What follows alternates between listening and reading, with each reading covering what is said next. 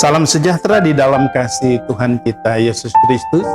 Bapak Ibu Saudara, sebelum kita merenungkan kebenaran firman Tuhan, mari kita berdoa minta pimpinan daripada Tuhan. Bapa kami dalam surga, kami mengucap syukur malam hari ini, karena atas kasih setia dan rahmat daripada Tuhan, kami diberi waktu dan kesempatan untuk bisa mau merenungkan kebenaran firman-Mu. Berkatilah kami, hamba-Mu dan semua yang sedang mendengarkan program ini, kiranya ada dalam keberkatan-Mu. Di dalam nama Yesus kami berdoa dan mengucap syukur. Haleluya. Amin. Bapak Ibu, pembacaan Alkitab kita malam hari ini yaitu diambil di dalam 2 Korintus pasal 8. Kita akan melihat ayat 1 sampai dengan ayatnya yang ke-15. Tetapi saya akan membaca satu ayat saja. Nanti sebentar kita akan lihat ayat-ayat selanjutnya. Di dalam 2 Korintus pasal 8 ayat 1 sampai 15, dan saya hanya mau membaca ayatnya yang ke-15. Firman Tuhan berkata begini: seperti ada tertulis, orang yang mengumpulkan banyak tidak kelebihan, dan orang yang mengumpulkan sedikit tidak kekurangan. Malam hari ini kita akan merenungkan satu topik, bagaimana kita bisa menjadi berkat di masa kesukaran. Kita akan belajar dari jemaat di Makedonia. Alkitab mengatakan kepada kita apa yang dialami oleh jemaat di sana. Apa yang kita pelajari dari jemaat di Makedonia? Ada 4 hal yang bisa kita lihat dalam catatan firman Tuhan tentang jemaat di Makedonia. Yang pertama dikatakan mereka dicobai dengan berat dalam pelbagai penderitaan, tapi sukacita mereka meluap. Bapak Ibu, ini bertentangan dengan kebanyakan orang pada umumnya. Biasanya orang kalau ada dalam pencobaan berat, ada dalam penderitaan, mereka sulit untuk bisa bersukacita. Tetapi berbeda dengan jemaat yang ada di Makedonia. Dikatakan oleh firman Tuhan di dalam ayatnya yang kedua, selagi dicobai dengan berat dalam pelbagai penderitaan, sukacita mereka meluap. Dan yang kedua dikatakan oleh firman Tuhan yang kita pelajari dari jemaat di Makedonia, masih dalam ayatnya yang kedua, Alkitab katakan mereka sangat miskin, namun mereka kaya dalam kemurahan. Bapak Ibu, rahasianya apa? Sebentar kita akan lihat jawaban dari firman Tuhan. Yang ketiga yang kita pelajari dari jemaat di Makedonia, dalam ayatnya yang ketiga, Paulus mencatat keadaan mereka. Paulus katakan begini, ayat 3, aku bersaksi bahwa mereka telah memberikan menurut kemampuan mereka, bahkan melampaui kemampuan mereka. Di tengah penderitaan, oleh karena pencobaan yang berat, juga dikatakan mereka sangat miskin, tetapi mereka mampu menjadi berkat. Mereka bisa memberi menurut kemampuan mereka, bahkan Paulus katakan dalam ayat 3, melampaui kemampuan mereka. Dan Paulus menyebut ini, Bapak Ibu Saudara, adalah kasih karunia. 3 kali kata kasih karunia diulang dalam bagian ini. Yang pertama dalam ayat 1, yang kedua dalam ayat 4, dan yang ketiga dalam ayat 9. Paulus katakan begini, saudara-saudara, kami hendak memberitahukan kepada kamu tentang kasih karunia yang dianugerahkan kepada jemaat-jemaat di Makedonia. Ayat 4, dengan kerelaan sendiri mereka meminta dan mendesak kepada kami supaya mereka juga beroleh kasih karunia untuk mengambil bagian dalam pelayanan kepada orang-orang kudus. Ayat 9, karena kamu telah mengenal kasih karunia. Bapak Ibu, rahasia daripada jemaat di Makedonia, mereka bisa mengambil bagian dalam pelayanan orang kudus, sekalipun di tengah kemiskinan, sekalipun di tengah pencobaan, tetapi ada kasih karunia yang lahir dari jemaat itu, sehingga mereka dikatakan dalam ayatnya yang keempat, mereka bisa ambil bagian dalam pelayanan orang-orang kudus. 4 hal yang kita pelajari dari jemaat di Makedonia. Yang pertama, mereka dicobai dalam pencobaan yang berat, dalam pelbagai penderitaan, tapi mereka ada kemampuan untuk bisa bersukacita. Yang kedua yang kita pelajari dari jemaat-jemaat di Makedonia, mereka sangat miskin, namun mereka kaya dalam kemurahan. Yang ketiga dikatakan mereka bisa memberi melampaui kemampuan mereka. Contohnya, kalau mungkin kemampuan mereka hanya 5, tapi mereka bisa memberi sampai 7 atau 10 bahkan. Karena mereka bisa memberi, dan itu disebut sebagai kasih karunia. Dan yang keempat, Alkitab katakan mereka bisa ambil bagian dalam pelayanan orang-orang kudus, sekalipun mereka ada dalam situasi yang tidak memungkinkan. Apa yang mereka berikan? Bapak Ibu Saudara, kita akan melihat bagian firman Tuhan ini. Alkitab katakan yang pertama, mereka memberi diri mereka kepada Tuhan. Dalam ayatnya yang kelima, firman Tuhan bilang begini, mereka memberikan lebih banyak daripada yang kami harapkan. Mereka memberikan diri mereka pertama-tama kepada Allah, kemudian oleh karena kehendak Allah juga kepada kami.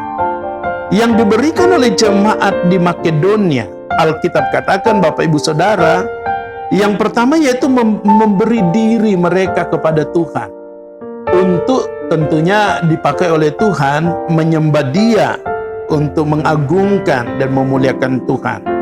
Yang kedua, oleh karena kehendak Allah juga, Paulus katakan dalam ayatnya yang kelima, mereka memberi diri mereka untuk Paulus, untuk pelayanan orang-orang kudus.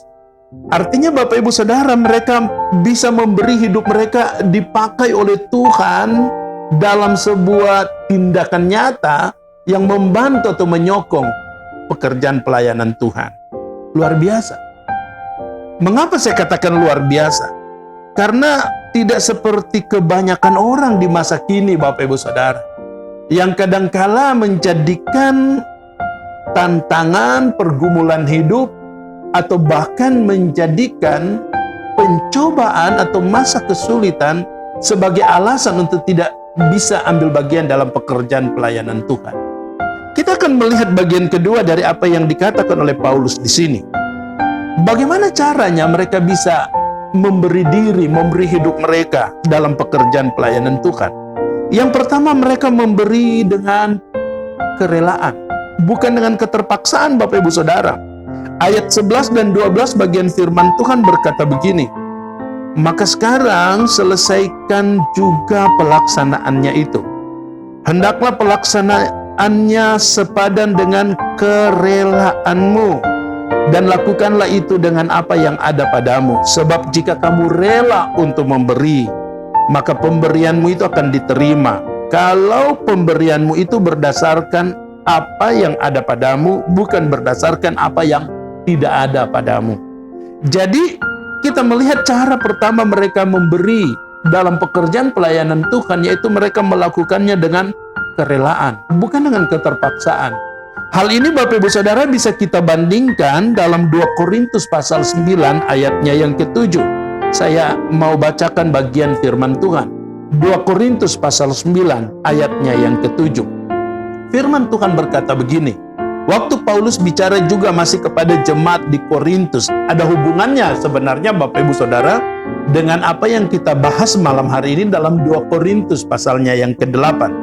Paulus menyambung dalam 2 Korintus pasal 9 ayatnya yang ke-7, firman Tuhan berkata begini, hendaklah masing-masing memberikan menurut kerelaan hatinya, jangan dengan sedih hati atau karena paksaan. Garis bawahi itu, jangan dengan sedih hati atau karena paksaan.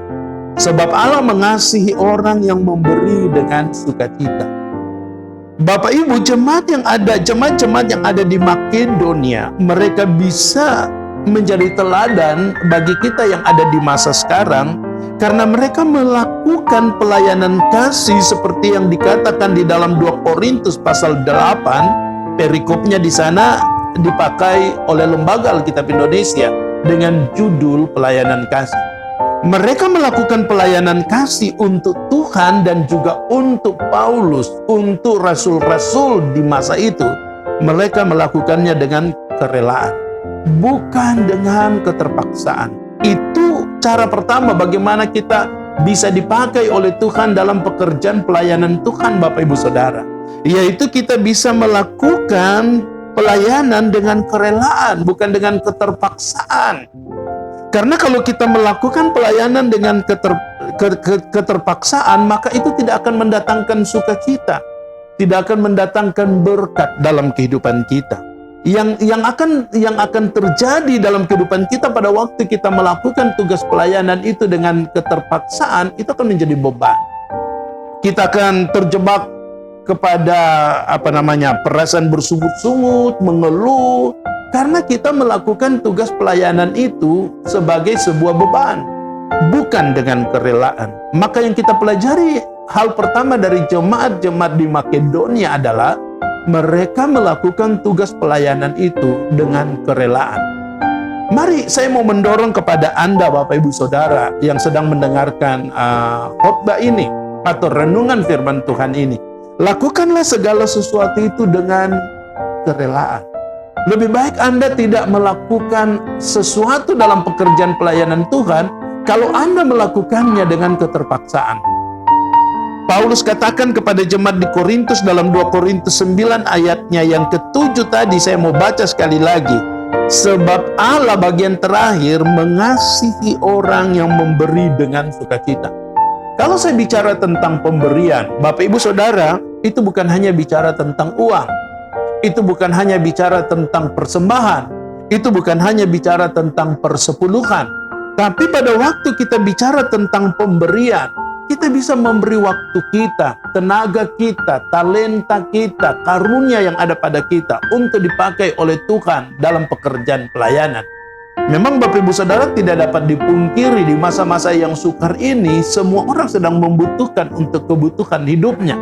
Semua orang sedang membutuhkan untuk keperluan keluarganya. Apalagi Bapak Ibu kita sedang diperhadapkan dengan situasi naiknya harga-harga, kebutuhan hidup yang semakin sulit. Kadang-kala kita menjadi egosentris. Kita memikirkan diri kita sendiri, bahkan kita memikirkan mungkin kebutuhan keluarga kita. Itu tidak salah Bapak Ibu Saudara, dan saya katakan itu manusiawi. Apalagi mungkin Anda yang sedang dengar program ini, Anda sedang diperhadapkan dengan PHK, pemutusan hubungan pekerjaan, atau mungkin Anda mengalami defisit dalam masalah income, pemasukan dari apa yang sedang Anda kerjakan selama ini. Tetapi kalau Anda ambil bagian dalam pekerjaan pelayanan Tuhan dengan kerelaan hati seperti yang dilakukan oleh jemaat-jemaat di Makedonia, maka Anda akan menuai sukacita di balik pergumulan ini. Yang kedua, jemaat di Makedonia memberi itu dengan memulai dari apa yang ada pada mereka. Menarik sekali Bapak Ibu Saudara, dalam 2 Korintus pasal 8 ayat 12 Paulus katakan begini dalam pembacaan kita. Saya ingin bacakan 2 Korintus pasal 8 ayat 12. Sebab jika kamu rela untuk memberi, maka pemberianmu itu akan diterima. Kalau pemberianmu itu, dengarkan baik Bapak Ibu, kalau pemberianmu itu berdasarkan apa yang ada padamu, bukan berdasarkan apa yang tidak ada padamu. Kalau kita membandingkan juga Bapak Ibu Saudara dengan apa yang dicatat di dalam 1 Korintus pasal 16 ayat 2. Mari kita lihat bagian ini, 1 Korintus pasal 16 ayatnya yang kedua. Waktu Paulus bicara tentang bantuan untuk jemaat di Yerusalem, Paulus mengatakan begini dalam 1 Korintus 16 ayatnya yang kedua. Pada hari pertama dari tiap-tiap minggu, hendaklah kamu masing-masing sesuai dengan apa yang kamu peroleh, menyisihkan sesuatu dan menyimpannya di rumah, supaya jangan pengumpulan itu baru diadakan kalau aku datang. Bapak Ibu, saya ingin menitik beratkan atau menggarisbawahi dengan kata sesuai dengan apa yang kamu peroleh. Menyisihkan sesuatu sesuai dengan apa yang kamu peroleh. Kita bandingkan, kita kembali lagi kepada 2 Korintus pasalnya yang ke-8 ayatnya yang ke-12, Paulus katakan, sebab jika kamu rela untuk memberi, maka pemberianmu itu akan diterima. Kalau pemberianmu itu berdasarkan apa yang ada padamu, bukan berdasarkan apa yang tidak ada padamu. Bapak Ibu, ada begitu banyak orang terjebak di dalam motivasi memberi yang keliru. Mengapa saya katakan demikian? Banyak orang kadang-kala dalam tanda kutip memaksakan untuk memberi dari apa yang tidak ada pada dirinya. Supaya, minta maaf, saya bukan mau menghakimi. Ingin dipuji, ingin dianggap dermawan, walaupun dalam tanda kutip memberi bukan yang menjadi miliknya. Itu yang dikatakan dengan korupsi. Memberi memaksakan diri supaya bisa mendapatkan pengakuan. Itu tidak berkenan di hadapan Tuhan, Bapak Ibu Saudara. Kalau kita melihat apa yang dicatat di dalam kitab-kitab Injil tentang persembahan seorang janda yang miskin, dia memberi dari kekurangannya, tetapi itu bukan karena keterpaksaan. Dia memberi dari kekurangannya. Itu berarti apa yang ada pada dia, bahkan Alkitab katakan seluruh apa yang ada padanya, itu yang dia berikan. Bapak Ibu, Tuhan tidak tertarik dengan jumlah, tapi yang Tuhan tertarik adalah motivasi kita dalam hal memberi. Memang Bapak Ibu tidak bisa disangkal. Banyak orang kadang-kala mengaitkan jumlah dengan motivasi memberi. Banyak orang berpikir, jumlahnya banyak, motivasinya juga mungkin murni. Tidak selamanya Bapak Ibu Saudara. Bahkan mungkin orang yang memberi sedikit, bukan berarti motivasinya tidak murni. Tetapi yang Tuhan mau, yang kita pelajari dari bagian ini Bapak Ibu Saudara, mulailah dengan apa yang ada padamu. Paulus katakan dalam 1 Korintus 16 ayat 2 tadi, apa yang ada padamu itu disisipkan, bukan apa yang tidak ada padamu. Bapak Ibu, kalau kita mau merujuk kepada kebenaran, fakta dalam sebuah kehidupan, setiap hari kita menerima anugerah daripada Tuhan, sesuai dengan takaran dan ukuran kita masing-masing. Artinya begini, kalau Anda menerima 10, berilah sesuai dengan standar daripada 10. Jangan memaksakan diri untuk memberi 15 atau 20. Sementara engkau ada hanya 10. Selebihnya, itu akan membuat engkau terjebak di dalam sebuah tindakan yang membawa engkau berdosa. Paulus mengatakan jemaat di Makedonia itu dapat kita contohi karena mereka memberi dari apa yang ada pada mereka, bukan dari apa yang tidak ada pada mereka. Yang ketiga, Bapak Ibu Saudara, bagaimana caranya kita bisa menjadi berkat di tengah-tengah masa kesulitan, masa kesukaran seperti pandemi yang kita sedang hadapi sekarang, Bapak Ibu Saudara.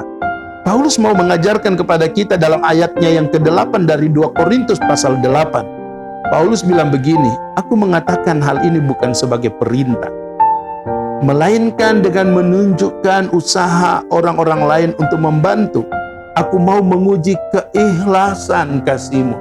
Memberilah dengan ikhlas, bukan menjadi beban, bukan menjadi sesuatu yang memberatkan hidup Anda.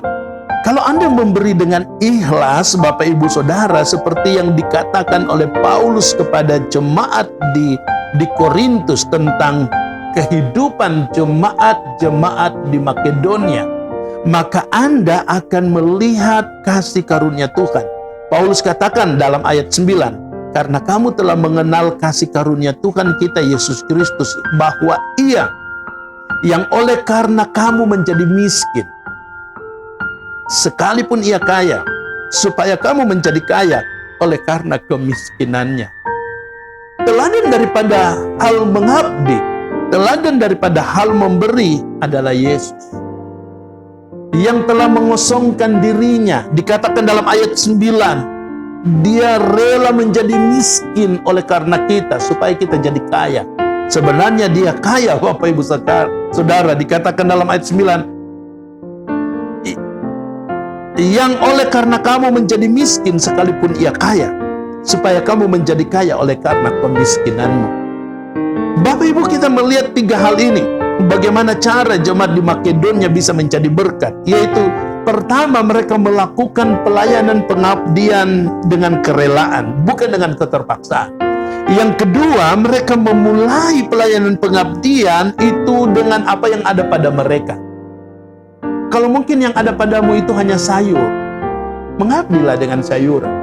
Mungkin yang ada padamu itu, Alkitab katakan hanya segelas air putih untuk pelayanan. Mengabdi adalah dengan itu. Tapi kalau Tuhan juga mempercayakan kepadamu lebih, maka melayanilah dengan kelebihan yang Tuhan berikan. Tapi harus ikhlas. Harus ikhlas, Bapak Ibu Saudara. Jangan jadi beban. Paulus melanjutkan dalam ayatnya yang ke-13 dan 14, dia katakan begini, sebab kamu dibebani, bukanlah supaya orang-orang lain mendapat keringanan, melainkan atau tetapi supaya ada keseimbangan. Tuhan kadang-kala memberi kita kepercayaan untuk melayani melalui pengabdian, supaya kita bisa meringankan kehidupan orang lain.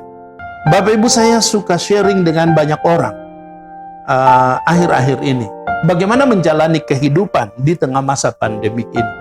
Dan jujur Bapak Ibu Saudara, banyak orang yang kadangkala memikirkan diri sendiri, memikirkan keluarga. Bahkan banyak orang yang mulai mengkhawatirkan, bagaimana kalau saya mau memberi, saya bisa kekurangan nanti. Kalau saya memberi, nanti saya tidak cukup. Bapak Ibu Saudara, kalau saya mau memberi, bagaimana dengan hidup saya, masa depan saya?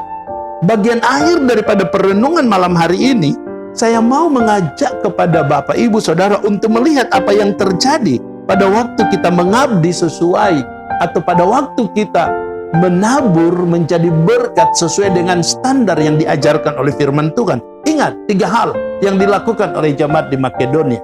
Yang pertama, lakukan dengan kerelaan. Yang kedua, bukan dengan keterpaksaan. Yang kedua, mulailah dengan apa yang ada padamu. Dan yang ketiga, dengan keikhlasan. Bukan menjadi sebuah beban, maka kita akan menuai. Maka kita akan menerima berkat sebagaimana yang Tuhan janjikan kepada setiap anak-anaknya. Saya melihat ada akibat yang terjadi pada waktu jemaat di Makedonia. Mereka mengambil bagian dalam pekerjaan pelayanan Tuhan. Yang pertama dalam ayatnya yang ke-15. Firman Tuhan berkata begini, dalam 2 Korintus pasal 8 ayat 15. Orang yang mengumpulkan banyak tidak kelebihan, dan orang yang mengumpulkan sedikit tidak kekurangan. Saya merenungkan bagian ini Bapak Ibu Saudara dengan merujuk kepada satu bagian firman Tuhan yang dicatat dalam 1 Raja-Raja pasal 17 ayat 13 sampai dengan ayatnya yang ke-15. 1 Raja-Raja pasalnya yang ke-17 ayatnya yang ke-15 sampai dengan ayatnya yang ke-17. Firman Tuhan saya ingin bacakan kepada Bapak Ibu Saudara. 1 Raja-Raja pasal 17 ayat 13 sampai 15. Bicara tentang bagaimana Tuhan memelihara hambanya Elia melalui seorang janda di Sarfat. Ayat 13 sampai 15 berbicara tentang tindakan ketaatan yang dilakukan oleh janda di Sarfat itu telah membawa kehidupannya dipelihara oleh Tuhan sekalipun di masa sukar. Sekali lagi, tindakan ketaatan dari janda di Sarfat melakukan apa yang diperkatakan oleh hamba Allah yaitu Elia, itu telah membawa kehidupannya bersama dengan anaknya dipelihara oleh Tuhan di masa yang sukar, bahkan terjadi mujizat. Tapi saya hanya membaca ayat 13 sampai 15 dari 1 Raja-Raja pasalnya yang ke-17. Firman Tuhan berkata demikian. Tetapi Elia berkata kepadanya, janganlah takut, pulanglah, buatlah seperti yang kau katakan, tetapi buatlah lebih dahulu bagiku sepotong roti bundar kecil daripadanya dan bawalah kepadaku. Kemudian barulah kau buat bagimu dan bagi anakmu. Sepintas selalu Bapak Ibu kita bisa melihat seperti Elia ini egois, karena dia menyuruh janda di Sarfat yang boleh dikatakan sudah tidak punya persediaan makanan, yang sudah punya persediaan terakhir dari apa yang dia miliki. Bapak Ibu Saudara, Elia katakan buatlah itu untukku dulu, baru untukmu. Secara kasat mata kita bisa melihat tindakan Elia di sini seperti Elia lebih mementingkan dirinya sendiri. Tetapi bukan itu maksudnya Bapak Ibu Saudara. Justru apa yang dikatakan oleh Elia itu dan ditaati oleh janda di Sarfat itu telah mendatangkan mujizat pemeliharaan Tuhan di masa yang sukar. Karena dikatakan dalam ayat 14 dan 15 berkata seperti ini. Sebab beginilah firman Tuhan Allah Israel. Tepung dalam tempayan itu tidak akan habis, dan minyak dalam buli-buli itu pun tidak akan berkurang sampai pada waktu Tuhan memberi hujan ke atas muka bumi. Lalu pergilah perempuan itu dan berbuat seperti yang dikatakan Elia. Maka perempuan itu dan dia serta anak perempuan itu mendapat makan beberapa waktu lamanya. Ini janji Tuhan, Bapak Ibu Saudara. Anda tidak perlu meragukan janji Allah. Bagian lain firman Tuhan bilang, Allah itu bukan manusia. Yang kadangkala kita manusia suka melanggar apa yang kita katakan. Suka melanggar apa yang kita janjikan. Tapi tidak demikian dengan Tuhan. Perempuan atau janda di Sarfat itu bersama dengan anak perempuan itu dipelihara oleh Tuhan di masa-masa kekeringan. Dipelihara oleh Tuhan di masa-masa yang sukar. Tindakannya apa? Karena dia berbuat sesuai dengan apa yang dikatakan oleh firman Tuhan. Saya mau katakan satu hal yang bisa meneduhkan Anda yang sedang mendengarkan renungan ini. Allah bisa melakukan hal yang sama dalam kehidupan Anda dan saya pada waktu kita taat. Pada waktu kita bisa memberi seperti yang diteladankan oleh jemaat di Makedonia. Memberi dengan kerelaan. Memberi dari apa yang ada pada kita, bukan dari apa yang tidak ada pada kita. Memberi dengan keikhlasan, bukan menganggap itu sebagai beban. Maka kita akan menerima akibat yang pertama, yaitu kita tidak akan kekurangan di masa yang sukar. Ini janji firman Tuhan, Bapak Ibu Saudara. Anda akan mengalami pemeliharaan Tuhan di masa pandemi COVID-19 ini. Kita tidak tahu, Bapak Ibu Saudara, kapan masa yang sukar ini akan berlalu. Tetapi satu hal yang pasti, Tuhan tidak pernah lalai dan tidak pernah berubah dari janji-janjinya. Hal yang terakhir, akibat daripada kita menaati kehendak Tuhan, perintah Tuhan, maka kita akan melihat Alkitab katakan Allah sanggup melimpahkan segala kasih karunia. Dalam ayatnya yang ke-8, dari pembacaan kita malam hari ini, Bapak Ibu Saudara, 2 Korintus pasal 8 ayatnya yang ke-8, ayat terakhir yang saya mau baca untuk kita. Ayat 8 berkata begini, aku mengatakan hal itu bukan sebagai perintah, melainkan dengan menunjukkan usaha orang-orang lain untuk membantu. Aku mau menguji keikhlasan kasih kamu. Bapak Ibu, nikmatilah pemeliharaan Tuhan. Nikmatilah kelimpahan kasih karunia yang Tuhan janjikan untuk setiap orang yang percaya. Anda bisa alami itu. Yakin Bapak Ibu Saudara, saya dan keluarga telah melihat bagaimana kasih karunia Tuhan selama 2 bulan masa-masa COVID-19. Tidak ada kebaktian di gereja, Bapak Ibu Saudara. Saya sharing dengan beberapa gembala, saya sharing dengan beberapa pelayan gereja dari berbagai gereja. Saya punya banyak teman-teman dari berbagai pelayanan gereja, dari berbagai denominasi. Semuanya sama, Bapak Ibu Saudara. Kita sedang mengalami masa-masa yang sulit. Kita sedang mengalami masa-masa yang sukar. Gereja sudah 2-3 bulan ini, Bapak Ibu Saudara, tidak pernah ada kebaktian. Dan itu pasti berimbas kepada kebutuhan operasional pelayanan kita. Itu fakta, Bapak Ibu Saudara. Tetapi apa yang harus kita lakukan di masa yang seperti ini? Anda bisa menjadi saluran berkat yang Tuhan beri. Anda bisa menjadi perpanjangan tangan yang Tuhan bisa gunakan dalam pekerjaan pelayanan Tuhan. Saya mau mendorong Anda, dimanapun Anda berjemaat, dimanapun Anda bergereja, topang pekerjaan pelayanan Tuhan di mana Anda bertumbuh di sana. Dukung pekerjaan pelayanan Tuhan di gereja Anda.